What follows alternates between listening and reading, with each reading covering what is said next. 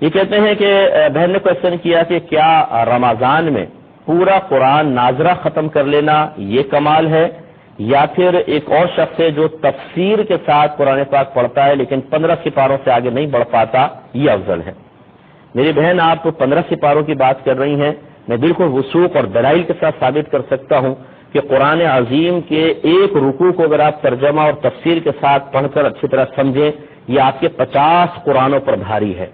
ہماری عوام نے تو سمجھا ہی نہیں ہے، نہ پیغام الہی کو سمجھا نہ کچھ۔ میں آسان الفاظ میں آپ کو عرض کرتا ہوں، ایک بادشاہ نے اپنے غلام کو ایک خط بھیجا اور کہا کہ اس میں 10 احکام ہیں، فوراً سے پیشتر ان کو پورا کرو۔ لیکن جب غلام کے پاس وہ خط پہنچتا ہے وہ پڑھتا نہیں ہے، اس کو سونگتا ہے،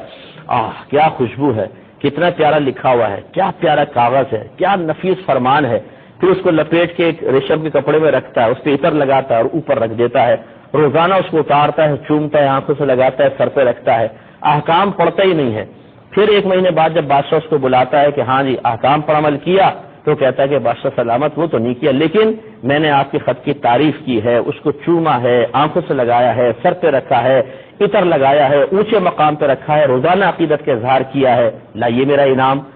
تو آپ بتائیں دیانتداری سے بادشاہ سے انعام دے گا یا سزا دے گا؟ کیونکہ خط بھیجنے کا مقصد چموانا نہیں تھا، اس کی تعظیم کروانا نہیں تھا، احکام پر عمل پیرا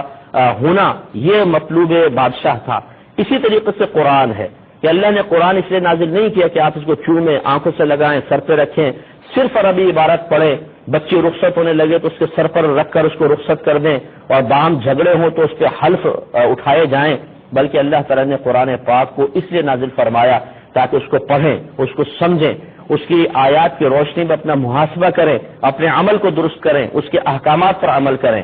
اب جو امتی اس کو سمجھتا ہی نہیں ہے، پوری زندگی گزر گئی پڑھے جا رہے ہیں قرآن پاک بس عربی عبارت، اور اگر پوچھیں کیا لکھا ہوا ہے کچھ سمجھ میں نہیں آ رہا، یعنی پیغام الہی سمجھنے کی فرصت نہیں، حتیٰ کہ موت آ گئی اور پوری زندگی اس طرح دنیا سے رخصت ہو گئے کہ پوری زندگی میں ایک بار بھی اللہ کے پیغام کو سمجھنے کی توفیق حاصل نہ ہوئی، اور پھر یہ سمجھے کہ مجھے اس پر انعام ملے گا۔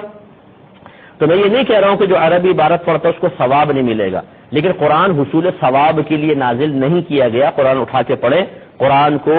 اس لیے نازل کیا گیا تاکہ اس کی آیات پر عمل کیا جائے۔ لہذا جو ایک رکوع پڑھے اسے اچھی طرح سمجھ کے پڑھے، پھر اپنا عملی محاسبہ کرے، اگر اس میں کوئی قابل عمل بات ہے اسے اپنی ذات پر نافذ کرے، کسی ممنوع شے کا ذکر ہے اور وہ ہمارے اندر ہے تو اس گندی عادت کو اپنے اندر سے نکالے، یہ اس کے 50 قرآن پڑھنے سے بہتر ہے۔ اس بات کو سمجھ لیجئے، میں بلا تمثیل عرض کر رہا ہوں، اس سے نہیں ملا رہا ہوں، بلا تمثیل عرض کر رہا ہوں کہ ایک طرف 100 من پیاز رکھ لیں اور ایک طرف 1 کلو سونا رکھ لیں۔ اگر آپ کو آفر کی جائے کہ 1 کلو سونا لے لو یا 100 من پیاز لے لو، اور آپ کہیں جی 100 من پیاز لیں گے، تو آپ کی بے وقوفی کا پروانہ جاری کرنے کی ضرورت نہیں ہے، سب کہیں گے یہ احمق ہیں۔